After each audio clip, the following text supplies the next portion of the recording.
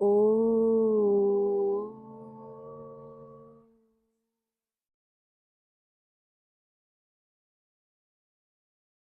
ओ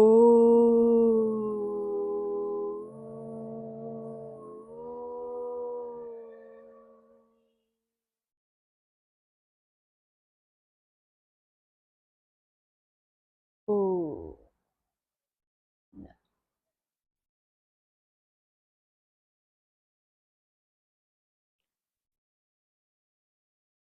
तृतीय अध्याय प्रथम पाद तृतीयाहनिक प्रारंभ कर रहे हैं हम महाभाष्य में। 27वां सूत्र है प्रथम पाद तृतीय अध्याय का, कंडवादिभ्यो यक। काशिकाकार कहते हैं कंडु इत्येवमादिभ्यः यक प्रत्ययो भवति द्विविधाः कंडवादयः धातवः प्रातिपदिकानि च। कंडुई इत्यादियों से यक प्रत्यय हो जाता है। ध्यान दीजिए, धातु ऐसा नहीं कहा है ना, बस इतना ही कहा कंडुई इत्यादियों से यक हो जाता है। आगे स्पष्ट कर रहे हैं कि कंडु आदि शब्द दो प्रकार के हैं, धातु भी हैं और प्रातिपदिक भी हैं। तत्र धात्वाधिकाराद् धातुभ्यः एव प्रत्ययो विधीयते न तु प्रातिपदिकेभ्यः। चूंकि यहाँ धातु अधिकार चल रहा है इसलिए ये यक प्रत्यय तो कंडु आदि जब धातु रूप में स्वीकृत होंगे तभी उनसे यक प्रत्यय होगा, प्रातिपदिकों से नहीं। तथा च गुण प्रतिषेधार्थः ककारो अनुबध्यते, और ये चूंकि धातुओं से ही होगा इसीलिए यक प्रत्यय में ककार अनुबंध लगाना सार्थक होता है। धातुओं से होगा इसलिए, क्योंकि धातु से विहित की ही आर्धातुक संज्ञा होगी ना, और आर्धातुक संज्ञा होने पर ही गुण की प्राप्ति होगी, और गुण की प्राप्ति होगी तो किंगिति च निषेध करने के लिए कितकरण सार्थक होगा। अन्यथा तो यदि प्रातिपदिकों से ये यक होता तो फिर ना आर्धातुक संज्ञा थी ना फिर गुण की प्राप्ति थी। ठीक है। धातु प्रकरणात् धातुः कस्य च आसञ्जनादपि आह चायम इमं दीर्घम मन्ये धातुर विभाषितः।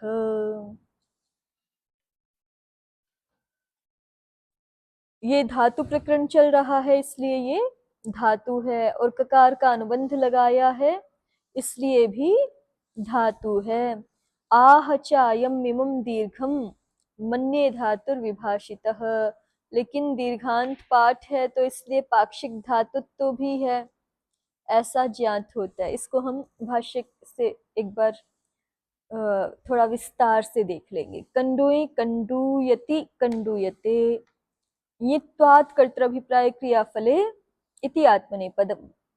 कंडुई को यित किया है ना तो आत्मनेपद हो गया, और पक्ष में जिस समय कर्तृभिप्राय क्रियाफल नहीं होगा तो परस्मैपद भी रहेगा। ये छोटा ही गण है इसलिए यहाँ पर प्रातिपदिक गण की तरह भी इसको दिखा दिया, स्पष्ट किया ही है ना कि ये धातु भी है और प्रातिपदिक भी है, इसलिए प्रातिपदिक गण में भी इसका पाठ कर रहे हैं। कंडुई मंतु ह्रीणींग वल्गु अस्मनस महींग लेट लोट इरस इरज इरय द्रवस मेधा कुशुभ मगध तंतस पंपस सुख दुख सपर अरर भिषज भिष्णज इषुध चरण चुरण तुरण भुरण गदगद एला केला खेला लिट लोट। और बाकी यही धातुएं आपके धातु पाठ में अर्थ सहित पढ़ी हुई हैं। देखिए भाष्यकार की दृष्टि से सूत्र देख रहे हैं हम। कंडवादिभ्यो यक जिज्ञासु किमर्थः ककारः समाधाता गुणवृद्धि प्रतिषेधार्थः किंगिति गुणवृद्धि प्रतिषेधो यथा स्यात्। किंगिति च सूत्र से गुण वृद्धि का प्रतिषेध हो जाए। जिज्ञासु ने कहा नहीं तदस्ति प्रयोजनम सार्वधातुकार्धातुकयोरंगस्य गुण उच्यते धातोश्च विहितः प्रत्ययः शेष आर्धातुक संज्ञां लभते न चायं धातोर्विधीयते कंडवादीनि ही प्रातिपदिकानि।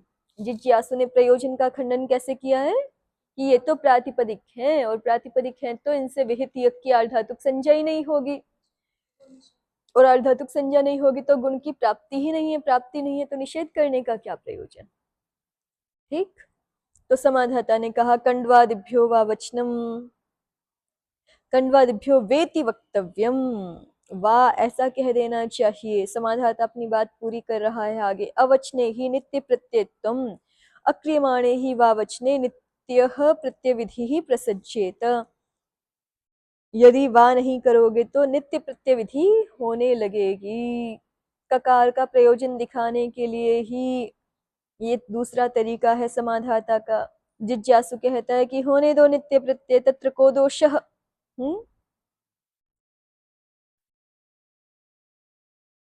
देखिए प्रदीप कार लिख रहे हैं नित्येपि प्रत्यये कृपा कंडुरिति कंडुरित्यादि सिद्ध्यतीति भावः, कि भले ही यक प्रत्यय नित्य हो जाए फिर भी धातु संज्ञा तो होगी ना सनाद्यंता धातवः से, तो फिर संपदादिभ्यः क्विप ऐसे करके वार्तिक से क्विप करके और कंडु शब्द तो सिद्ध हो ही जाएगा। ठीक है, यह लोप हो जाएगा, कंडु शब्द सिद्ध हो जाएगा।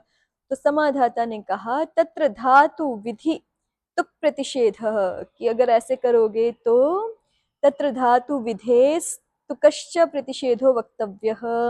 कण्वौ कण्वः अचिष्णु धातु भ्रुवां योर् यङ्गुवङ्गौ इति उवङ्गादेशः प्रसज्येत। अगर नित्य यक करेंगे तो फिर धातु विधि जो पाएगी उसका मना करना पड़ेगा और तुक का भी मना करना पड़ेगा। कहाँ पे कह रहे हैं कंडवौ कंडवह, ये रूप चाहिए लेकिन ये बनेंगे नहीं। क्या बनने लगेगा? कंडुवौ कंडुवह ऐसे बनने लगेगा, यंग उवंगादेश उवंगादेश होकर के। अचिष्णु धातु भ्रुवाम योर यंगु वंगौ क्या कहता है?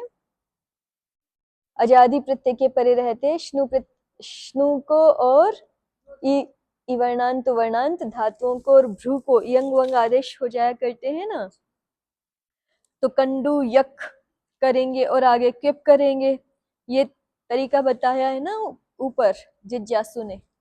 तत्र को दोषः जब बोला गया था तो प्रदीप कार ने दिखाया ना यगंत से क्विप कर लेंगे, तो क्विप का तो सर्वापहारी लोप है ही, और कंडू के यक का जो है क्विप को निमित्त बना करके अतोलोपः लोप हो जाएगा, और जो य शेष है उसका भी लोपो व्योरवली से लोप हो जाएगा।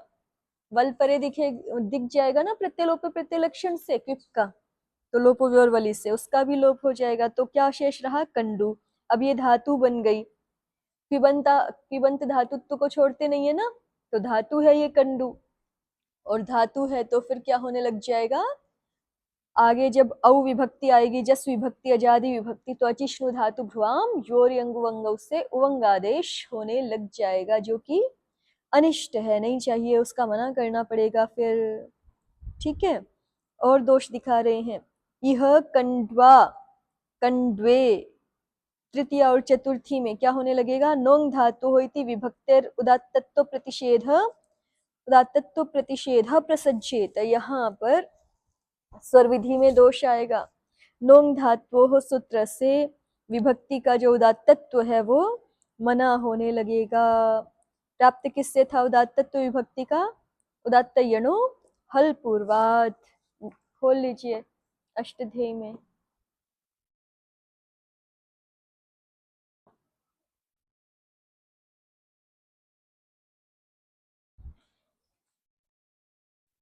उदात्त यणो हल पूर्वात से प्राप्त था, और नोंग धातु से मना होने लग जाएगा। उदात्त स्थाने यो यण हल पूर्वस तस्मात् परा नदी अजाद नदी अजादि असरनाम स्थान विभक्ति रुदात्ता भवति।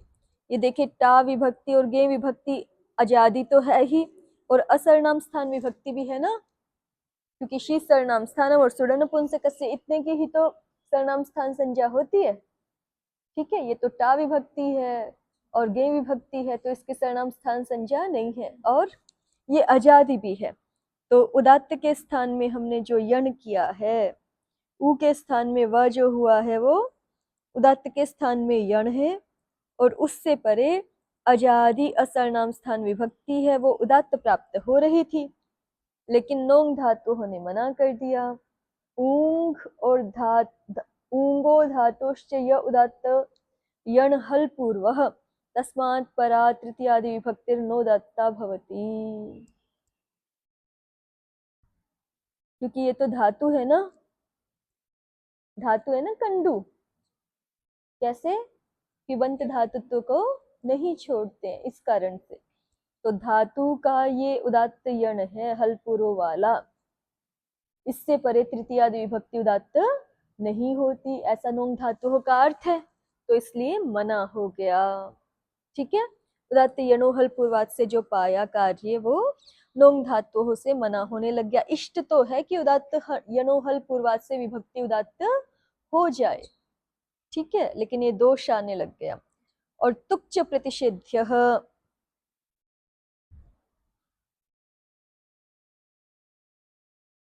मतलब धातु विधियां पाने लग गई, धातु के कारण से धातु संज्ञा बन रही है ना क्रिवंत की, इसलिए उवंग रूप दोष पाने लग गया कंडवौ कंडवह में, और कंडवा कंडवे में नोंग धातुओं से विभक्ति के उदात्तत्व का निषेध पाने लग गया, जो कि अनिष्ट है। ये दोनों कार्य जो दिखाए अभी वो अतिव्याप्त हो रहे हैं, अनिष्ट है। अब तीसरा कार्य तुक्च प्रतिषेध्य,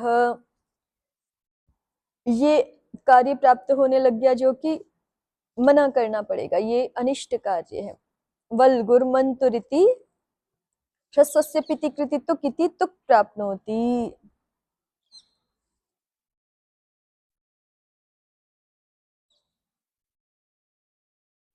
वल्गुर मंतुरिति ह्रस्वस्य पिति कृति तुक, ये वल्गु मंतु पढ़े हुए होंगे ना कंडवादी में, तो इनसे भी पूर्ववत यक आया किब आया,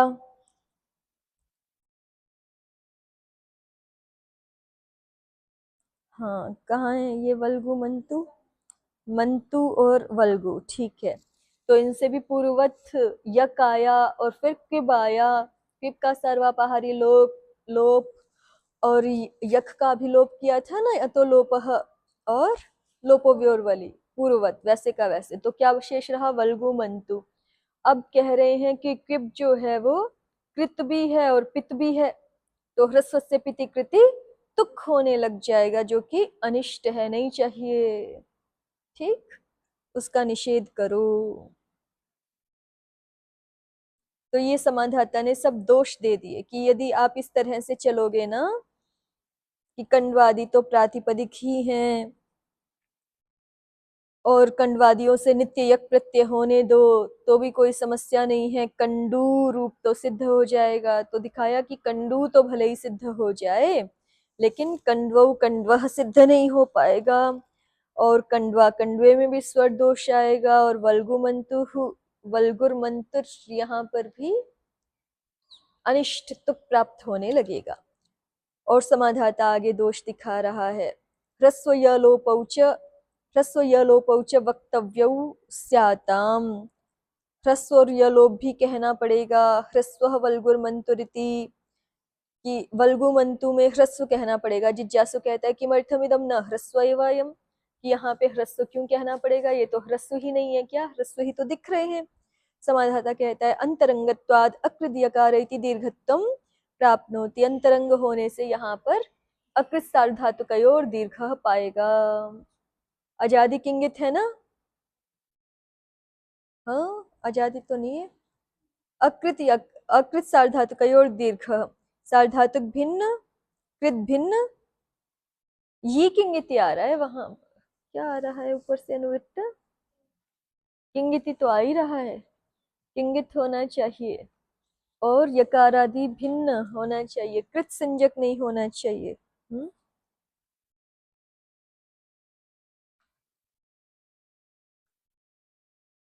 कृत भिन्न सार्वधातुक भिन्न यकार आदि किंगित, अयंग ये किंगित से ये किंगित आ रहा है, यकार आदि किंगित होना चाहिए, तो अंग को दीर्घ हो जाता है, ऐसे प्रत्यय के निमित्त से अंग को दीर्घ हो जाता है। तो वल्गु मंतु में क्या था, यक था ना, तो वो यकार आदि भी है और किंगित भी है, तो उसके कारण से अंतरंग होने से, देखो हेतु दे रहे अंतरंग होने से, पहले क्या दिखाया था तुक की प्राप्ति, वो तो किप को निमित्त बना के थी, और किप तो बहिर्भूत प्रत्यय है ना, उसकी अपेक्षा भी क्या अंतरंग है, यक, यक पहले आया है, वल्गु यक किप, ठीक है। तो यक पहले आया इसलिए यक अंतरंग है, तो उसके हेतु से दिखा रहे हैं कि अंतरंगत्वाद अकृत यकार इति दीर्घत्वम प्राप्नोति।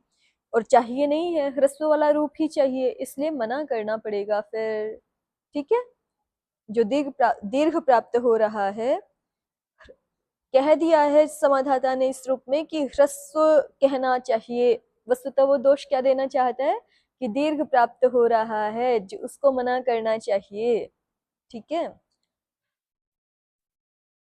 और समाधाता दूसरे दोष को स्पष्ट करता है। ये लोपश्च वक्तव्य कंडूर मंतुर वल्गुरिति। यह लोप कहना चाहिए। जिज्ञासु किमर्थमिदं न वलित्येव सिद्धम, कि ये हमें क्यों कहना पड़ेगा यलोप। क्या न लोपो क्या लोपो व्योर्वली सूत्र से वल को निमित्त बना करके सिद्ध नहीं है? वली न वलित्येव सिद्धम, क्या वल की निमित्त से ही लोप सिद्ध नहीं है क्या? तो समाधाता कहता है वली इति उच्यते न चात्र वलम पश्यामः। वली ऐसा आप कह रहे हो और यहाँ तो वल दिखाई नहीं पड़ रहा है। जिज्ञासु कहता है ननु च क्विब वलादि ही, कि ये जो क्विब है वो वलादि ही तो है। समाधाता ने कहा किपो लोपे कृते वलाद्य भावान न प्राप्नोति, किप का लोप कर लेने पर वलाद्य भावाद वलादि प्रत्यय नहीं मिलेगा, तो इसलिए न प्राप्नोति। किम न प्राप्नोति? लोपः। इदम यह संप्रधार्यम किब लोपः क्रियताम वली लोप इति, कि हमें पहले ये निर्धारण करना चाहिए कि किब का लोप सर्वापहारी लोप पहले हो जाएगा या फिर वल को निमित्त बना करके जो हम लोपो व्योर्वली लोप करते हैं वो पहले होगा। किमत्र कर्तव्यम, यहाँ क्या करना चाहिए? तो परत्वात् किब लोपः, परत्व से किब लोप करना चाहिए। नित्यः खल्वपि किब लोपः, और किब लोप नित्य भी है। कृते यलोपे प्राप्नोति अकृते भी, चाहे यलोप कर लो और चाहे ना करो, किब का लोप तो प्राप्त है ही है। तो नित्यत्वात् परत्वात् च किब लोपे कृते वलाद्य भावात् न प्राप्नोति, नित्य होने से और परत्व के कारण से भी, परत्व के कारण से भी किब लोप पहले करेंगे और किब लोप कर लेने पर फिर वलाद्य भावाद न प्राप्नोति, ये वलादि प्रत्यय कोई दिखेगा नहीं, तो इसलिए वल वल वर्ण निमित्त के रूप में प्राप्त होगा नहीं, इसलिए लोपो और वली नहीं पाएगा। तो जिज्ञासु कहता है एवं तर्हि प्रत्यलक्षणेन भविष्यति, प्रत्यलक्षण से कर लेंगे ना हम, वल प्रत्यय निमित्त वल को हम प्रत्यलक्षण से उपस्थित कर लेंगे। तो समाधाता ने कहा वर्णाश्रय नास्ति प्रत्यलक्षणम, वर्णाश्रय कार्य में प्रत्यलक्षण होता नहीं है।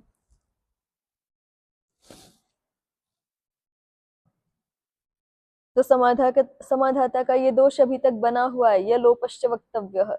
कंडूह शब्द में मंतुह और वल्गुह शब्द में यह लोप कहना पड़ेगा, प्राप्त नहीं हो रहा है। अब जिज्ञासु कहता है अथ क्रियमाणे वावचने यदा यगंतात् किप तदैते दोषाः कस्मान्न भवन्ति। अथ क्रियमाणे अपि वावचने, कि हमने भले ही वावचन कर भी दिया तो भी यदा यगंतात् किप, जब यगंत से किप होता है, तदा एते दोषाः कस्मान्न भवन्ति, तब ये दोष क्यों नहीं होता, तब ये दोष जो आप अभी दे रहे हो तब ये दोष क्यों नहीं आएंगे। तो समाधाता ने बताया कि जब हम वावचन कर देंगे ना तो नैतेभ्यस्तदा क्विब उत्पद्यते, तो हम इनसे क्विप नहीं उत्पन्न करेंगे। जिज्ञासु किम कारणम, समाधातान्यभ्योऽपि दृश्यते इति उच्यते नैतेभ्यः तदा क्विब दृश्यते, क्योंकि सूत्र है अन्यभ्योऽपि दृश्यते। तो नैतेभ्यः तदा क्विब दृश्यते, जब वावचन कर देंगे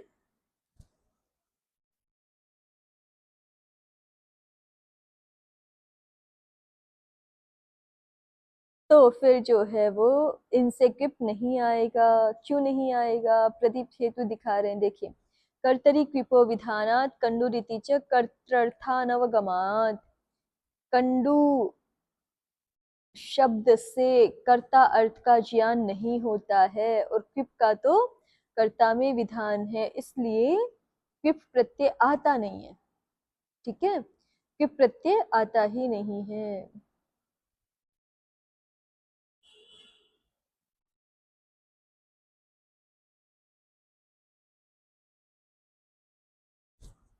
जिज्ञासु कहता है यथैव तर्हि क्रियमाणे अपि वावचने अन्येभ्योऽपि दृश्यते इत्यत्र क्विब न भवति एवं अक्रियमाणे अपि वावचने न भविष्यति। कि जो आप हेतु दे रहे हो, जिस हेतु के कारण से वावचन करने पर अन्येभ्योऽपि दृश्यते लग जाता है और क्विब नहीं होता है, उसी तरह से जब वावचन नहीं कर रहे हम, तभी भी तो हम अन्येभ्योऽपि दृश्यते के हेतु से यहाँ क्विब का मना कर सकते कि क्विब नहीं आएगा।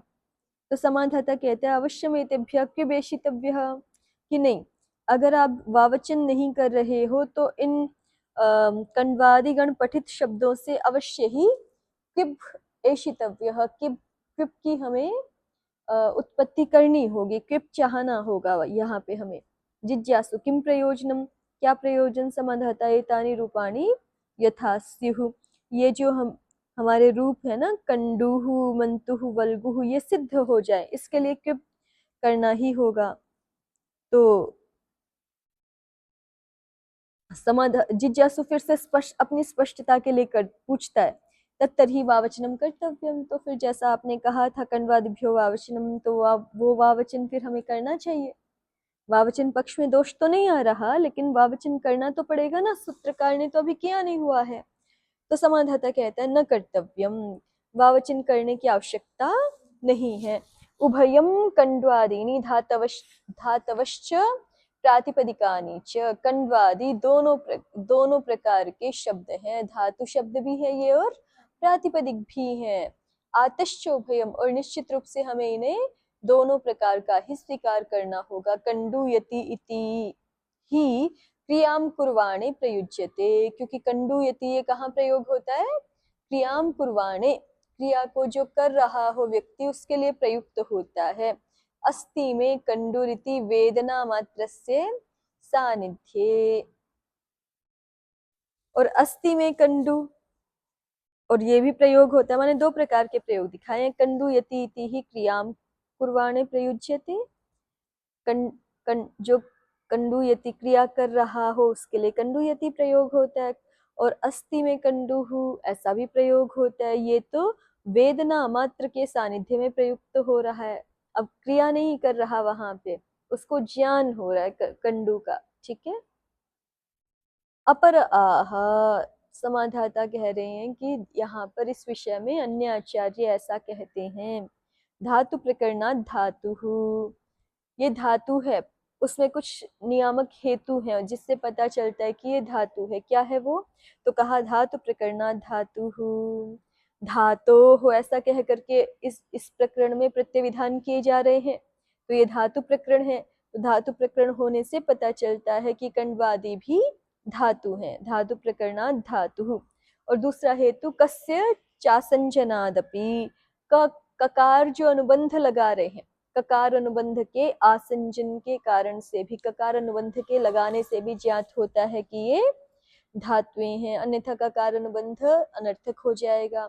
और आह चायम मिमम दीर्घम मन्ये धातुर विभाषितः, आह चायम इमम दीर्घम मन्ये धातुर विभाषितः, दीर्घांत पाठाच्य पाक्षिकम धातुत्वम एतेषां निश्चीयते। कंडू दीर्घ करके पढ़ाना आचार्य ने, और नित्य ही धातुत्व नित्य च यकी सति अकृद यकार इति दीर्घस्य सिद्धत्वाद, यदि नित्य यक होता तो फिर उसी यक को मान करके क्या कर देते? अकृत सार्वधातुकयोर दीर्घः, तो दीर्घ पाठ अनर्थक हो जाता, ठीक है। लेकिन आचार्य ने तो दीर्घ किया है, इसका मतलब आचार्य देख रहे थे कि दीर्घ नहीं करेंगे ह्रस्व करेंगे तो यक तो पक्ष पाक्षिक होगा, तो जिस पक्ष में यक होगा उसमें तो दीर्घ हो जाएगा, लेकिन जिसमें यक नहीं होगा उसमें दीर्घ नहीं हो पाएगा, इसलिए आचार्य ने दीर्घ पढ़ा है। तो इन शब्दों के संदर्भ में दोनों पक्ष ही उचित हैं, ये धातु भी है और ये प्रातिपदिक भी है। अग्रिम सूत्र है कमेर निंग, कम धातु से निंग प्रत्यय होता है, कमेर धातु और निंग प्रत्यय भवति, नकारो वृद्ध्यर्थः गकारः आत्मनेपदार्थः, कामयते कामयेते कामयन्ते। जिज्ञासु ने पूछा है किमर्थो नकारः, समाधाता ने बताया वृद्ध्यर्थ इति इति वृद्धिर्यथा स्यादिति। नित प्रत्यय को निमित्त बना करके वृद्धि हो जाए इसीलिए किया है। तो जिज्ञासु कहता है क्रियमाणे अपि वै नकारे वृद्धिर्न प्राप्नोति, कि भले ही आपने यहाँ नकार पढ़ दिया है फिर भी वृद्धि तो प्राप्त होगी नहीं।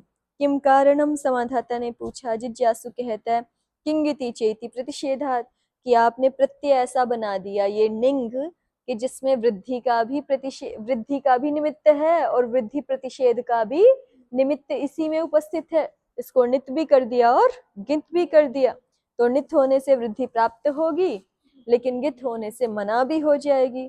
तो इसलिए जिज्ञासु ने कहा है क्रियमाणे अपि वै नकारे वृद्धिर न प्राप्नोति, भले ही वृद्धि का निमित्त नकार कर दिया है लेकिन फिर भी वृद्धि तो प्राप्त नहीं हो सकेगी। किंगिति चैति प्रतिषेधात, समाधाता कहता है नितकरण सामर्थ्यात भविष्यति, कि नहीं होगी यहाँ वृद्धि। क्यों? क्योंकि यदि वृद्धि नहीं करेंगे नितकरण व्यर्थ हो जाएगा, व्यर्थ होने लगेगा, तो इसलिए वृद्धि होगी। तो समाधाता के ऐसा कहने पर जिज्ञासु आगे कह रहा है अत उत्तरम पठति निङि नित कर्णस्य सावकाशत्वाद वृद्धि प्रतिषेध प्रसंगः। निङि नित करणम सावकाशम, निंग प्रत्यय में नित करण सावकाश है। समाधाता ने पूछा को अवकाश, क्या अवकाश है? तो जिज्ञासु ने बताया सामान्य ग्रहणार्थो नकार, नकार किसके लिए है यहाँ? सामान्य ग्रहण के लिए। समाधाता ने कहा क्व सामान्य ग्रहणार्थेन नकारेण अर्थः, कहाँ सामान्य ग्रहण के लिए हमें नकार के ग्रहण से प्रयोजन है? क्व सामान्य ग्रहणार्थेन नकारेण अर्थः, तो जिज्ञासु ने बताया णेर निटीति निङि नित कर्णस्य सावकाशत्वाद् वृद्धेः प्रतिषेधः प्राप्नोति।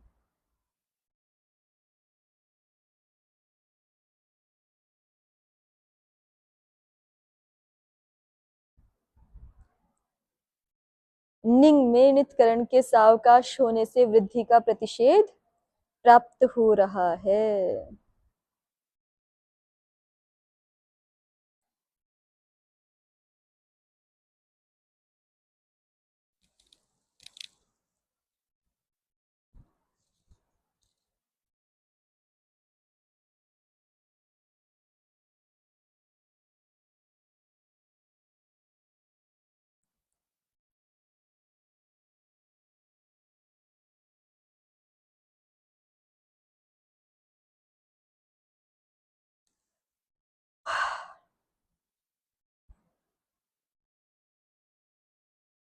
नेरनिटी में नी ग्रहण से इसका भी ग्रहण हो जाए तो निंगी नितकर्ण से सावकाशत्वाद, सावकाश हो गया ना नितकरण, इसलिए वृद्धि का प्रतिषेध ही पाएगा। जिज्ञासु ने कहा नितकरण सामर्थ्य से वृद्धि आप नहीं दिखा सकते। तो समाधाता ने कहा कि गितकर्ण इस तरह, तो जिस तरह आपने नितकरण को सावकाश दिया दिखाया है, गितकर्णम अपि सावकाशम, गितकरण भी सावकाश है। जिज्ञासु ने पूछा क्व अवकाशः, समाधाता सामान्य ग्रहणाविघातार्थो गकारः, सामान्य ग्रहण के अविघात के लिए क्या पढ़ा गया है? गकार। जिज्ञासु क्व सामान्य ग्रहणाविघातार्थेन अर्थः, समाधाता अत्रैव, यहीं पे ही, यहाँ पे कहाँ पे? नेरनिटी में ही। यदि देखिए यदि हम गकार ना लगाएं, इसको कमेर नहीं ही बना दें, तो नेरनिटी में फिर केवल इसी का ग्रहण होगा, बाकी जो निच आदि है उसका ग्रहण नहीं होगा। तो वो सामान्य ग्रहण बना रहे इसके लिए गकार लगाना भी इस सूत्र में, इस प्रत्यय में आवश्यक है। ठीक है, तो दोनों सावकाश दिखा दिए गए, गितकरण भी और नितकरण भी। उनका दूसरा प्रयोजन बता दिया ना, नितकरण का दूसरा प्रयोजन है नेरनिटी में ग्रहण हो जाए, और गितकरण का दूसरा प्रयोजन है कि नेरनिटी में अन्य प्रत्ययों का भी, इसके अतिरिक्त अन्य प्रत्ययों का भी ग्रहण हो जाए। हम्म।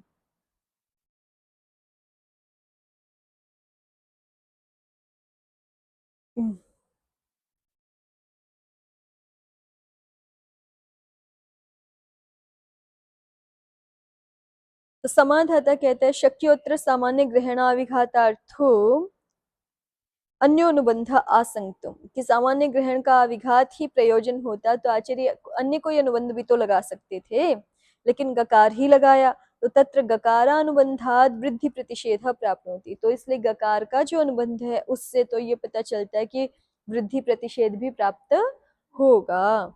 समाधाता कहते हैं अवश्यमत्र आत्मने पदार्थो गकारो अनुबंध आसंगतव्य, कि नहीं ऐसा आवश्यक नहीं है कि वृद्धि प्रतिषेध के लिए ही लगाया हो। यहाँ तो चूंकि आचार्य को आत्मने पद चाहिए, इसलिए आत्मने पद के लिए गकारानुबंध लगाना ही पड़ेगा। गित इति आत्मने पदम यथा स्यात्, जिससे कि गित मान करके गित निमित्तक आत्मने पद हो सके। फिर जिज्ञासु कहता है एवं अपि उभयोः सावकाशयोः प्रतिषेध बलीयस्त्वात् प्रतिषेध प्राप्नोति, कि चलो मान लिया कि दोनों सावकाश हैं, कौन, नित भी और गित भी, फिर भी प्रतिषेध बलीयस्त्वात् प्रतिषेध प्राप्नोति। नित के कारण से तो विधि होती है और गित के कारण से प्रतिषेध होता है, और प्रतिषेध बलवान होते हैं, इसलिए प्रतिषेध ही पाएगा, ऐसा जिज्ञासु ने कहा। ठीक है, उसका जिज्ञासु ने स्वयं पहले से यही कहा है ना कि क्रियमाणे अपि वै नकारे वृद्धिर न प्राप्नोति किंगिति चैति प्रतिषेधात्। तो जिज्ञासु अभी भी यही कह रहा है कि भले ही हमने दोनों को सावकाश दिखा दिया, फिर भी चूंकि प्रतिषेध बलवान होते हैं इसलिए गित करण से प्रतिषेध ही पाएगा। समाधाता कहता है एवं तर्हि आचार्य प्रवृत्तिर्ज्ञापयति न कमेर वृद्धि प्रतिषेधो भवतीति। एवं तर्हि आचार्य प्रवृत्तिर्ज्ञापयति, आचार्य का व्यवहार ये बतलाता है न कमेर वृद्धि प्रतिषेधो भवतीति, कम धातु से वृद्धि का प्रतिषेध नहीं होता।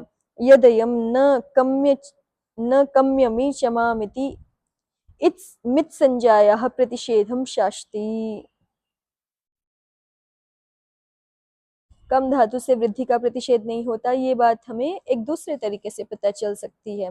कैसे पता चल सकती है? क्योंकि ऊपर जो तरीका है वहां तो जिज्ञासु की ही विजय हो गई ना, वहां तो ये हो गया कि प्रतिषेध बलवान होते हैं तो इसलिए प्रतिषेध ही पाएगा।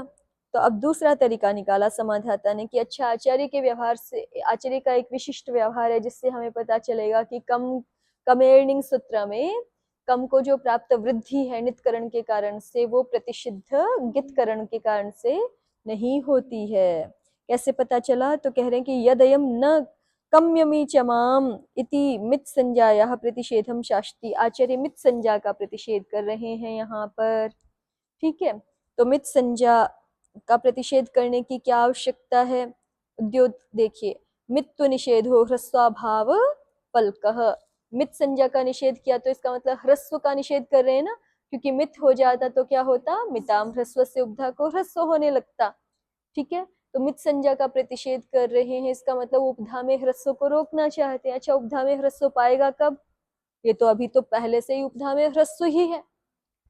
यदि उपधा में वृद्धि होकर के दीर्घ हो चुका हो, आकार को आकार हो चुका हो, तभी तो मिताम ह्रस्व की प्राप्ति है, तभी तो उसका निषेध करने की आवश्यकता है। ठीक है, लेकिन यदि मान लीजिए वृद्धि हुई ही ना हो तो फिर मिताम ह्रस्व होता रहे, क्या फर्क पड़ता है? क्योंकि वो तो पहले से ही ह्रस्व है, मिताम ह्रस्व भी लगता रहे, भले ही ह्रस्व को ही ह्रस्व विधान होता रहे, कोई फर्क नहीं पड़ेगा ना।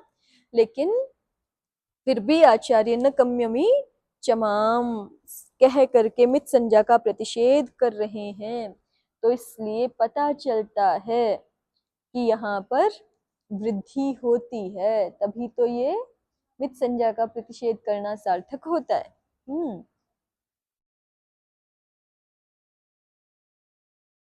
देखिए, उद्योत ने यही लिखा है ना, मित्व निषेधो ह्रस्वाभाव फलकः वृद्ध्यभावे स्वत एव ह्रस्व सत्वाद व्यर्थः सन् वृद्धि सत्ताम ज्ञापयति इत्यर्थः। जिज्ञासु ने, जब समाधाता ने ऐसे कहा कि न कम्यमी चमाम से पता चलाएंगे कि यहाँ तो वृद्धि होती है, आचार्य ऐसा देख रहे हैं, तो जिज्ञासु कहता है मित प्रतिषेधस्य चार्थवत्वात्, मित प्रतिषेधस्य चार्थवत्वात् वृद्धि प्रतिषेधः प्राप्नोति, मित प्रतिषेध के भी अर्थवान होने से वृद्धि का प्रतिषेध पाएगा। अर्थवान मित प्रतिषेधः, मित प्रतिषेध करना सार्थक है।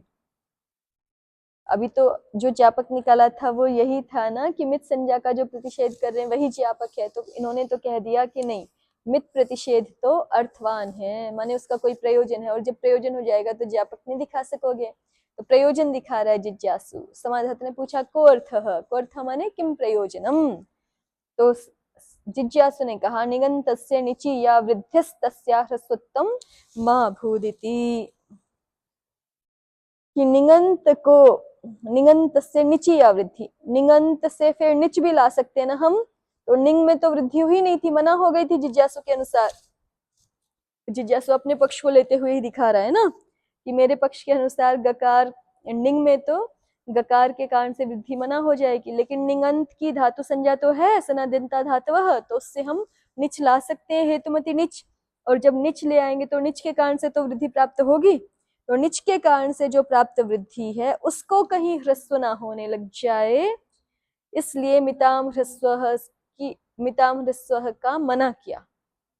ठीक है, मिताम ह्रस्व से मित संज्ञा का, मिताम ह्रस्व न प्रवृत्त हो, इसलिए पहले न कम्यमी चमाम से मित संज्ञा का ही मना कर दिया। तो समाधाता कहता है ननु तस्यापि किंगिति च इति प्रतिषेधे न भवितव्यम, कि अब ये जो कम धातु से निंग और फिर निंग से निच दिखा रहे हो, तो वहां पर भी तो किंगिति जैसे ही प्रतिषेध हो जाना चाहिए, निच के कारण से जो वृद्धि पाएगी उसका भी मना कैसे हो जाना चाहिए, समाधाता कह रहा है किंगिति जैसे ही मना हो जाना चाहिए, तो जिज्ञासु कहता है कि नहीं ऐसा नहीं होगा, न भवितव्यम उक्तम एतत् किंगिति प्रतिषेधे तन्निमित्त ग्रहणम उपधारोरवित्यर्थम, कि वहां पे हमने ये बात कही है किंगिति च सूत्र पर कि किंगिति प्रतिषेधे तन्निमित्त ग्रहणम, किंगिति प्रतिषेध में हमें तन्निमित्त ग्रहण करना चाहिए, और तन्निमित्त का अर्थ क्या है, क्या है कि जो कित गित और गित प्रत्यय को के कारण से जो इक के स्थान में गुण वृद्धि पा रहे होंगे, कित गित और गित प्रत्यय के निमित्त से इक के स्थान में जो गुण वृद्धि पा रहे होंगे वो नहीं होते, माने उसी प्रत्यय के निमित्त से पाने भी चाहिए तब नहीं होंगे। ठीक है, तो यहाँ तो निच थोड़े कित गित है, उसके निमित्त से जो वृद्धि दिखा रहे हैं हम, किंगिति च कब लगेगा, जब जब कित गित और गित प्रत्यय के निमित्त से गुण वृद्धि पा रहा हो तभी निषेध करेगा, लेकिन यहाँ तो निच के कारण से वृद्धि करवा रहे हैं हम, निच ना गित है ना गित है ना कित है, तो फिर यहाँ किंगिति च क्यों लगेगा। ठीक है, ये जिज्ञासु ने याद दिलाया समाधातक को, न भवितव्यम उक्तम एतत् किंगिति प्रतिषेधे तन्निमित्त ग्रहणम उपधारोरवित्यर्थम। समाधाता, अब ये दूसरा समाधाता आ गया है, नहीं वही है समाधाता, एवं तर्हि निगन्तस्य निचि या वृद्धिस्तस्याः ह्रस्वत्वं न प्राप्नोति किम कारणम निंगा व्यवहितत्वात्। समाधाता कहता है कि ऐसा है, देखो एवं तर्हि निगन्तस्य निचि या वृद्धि, निगंत पद को, निगंत शब्द को निच के परे रहते जो वृद्धि कर रहे हो आप, तस्या ह्रस्वत्वं न प्राप्नोति, उसका ह्रस्वत्व पाएगा ही नहीं, किम कारणम निंगा व्यवहितत्वात्, निंग के द्वारा व्यवहित हो जाने से, कम से निंग आया माने कम निंग का ई और फिर निंग का ई और आगे निच का ई, ऐसा है ना, और ये जो पहला ई है निंग, इसके कारण से तो जो वृद्धि प्राप्त हुई थी वो तो हो गई मना किंगिति च, अब निच के कारण से प्राप्त है। ठीक है, निच के कारण से प्राप्त है, निची या वृद्धि तस्या ह्रस्वत्वं न प्राप्नोति, अब और निच के कारण से जो हमने वृद्धि कर ली उसका ह्रस्वत्व पाएगा नहीं, क्यों नहीं पाएगा, तो कहा निंगा व्यवहितत्वात्, क्योंकि निंग से व्यवधान है बीच में।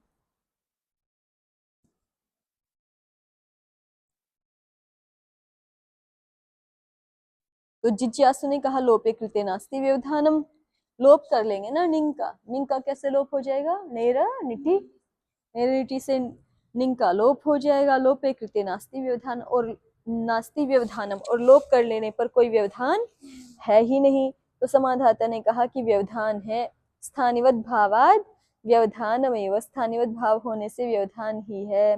तो जिज्ञासु ने कहा निंगेव तर्हि मा भूत, कि चलो अच्छा वही प्रयोजन है फिर से। क्या प्रयोजन है कि निंग एव तर्हि मा भूत, निंग को ही निमित्त बना करके जो वृद्धि, देखिए प्रदीपकार को देखिए, निज निमित्ता या वृद्धि तस्या निंग निमित्तम ह्रस्वत्तम मा भूत इत्येवम् अर्थो मित प्रतिषेध। कि मित प्रतिषेध इसलिए है, मित मित संज्ञा का प्रतिषेध इसलिए करा रहे हैं कि निच के निमित्त से जो वृद्धि प्राप्त हुई उसका निंग निमित्त, उसको निंग निमित्तक ह्रस्वत्व ना होने लग जाए, उसको निंग निमित्तक ह्रस्वत्व ना होने लग जाए। निंग निमित्तक तो हो ही सकता है ना, वह क्योंकि बीच में कोई व्यवधान नहीं है, कम और निंग, तो निंग निमित्तक यहाँ पर ह्रस्वत्व होने लग सकता है, मिताम ह्रस्व लग करके, इसलिए मित संज्ञा का प्रतिषेध कर रहे हैं। इति अज्ञापको निंग वृद्धेरित्यर्थः।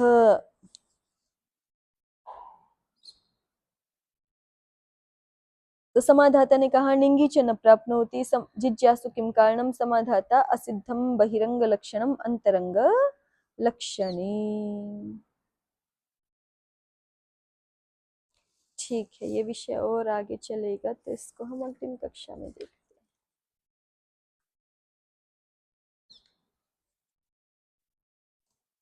ओम शांति शांति शांति।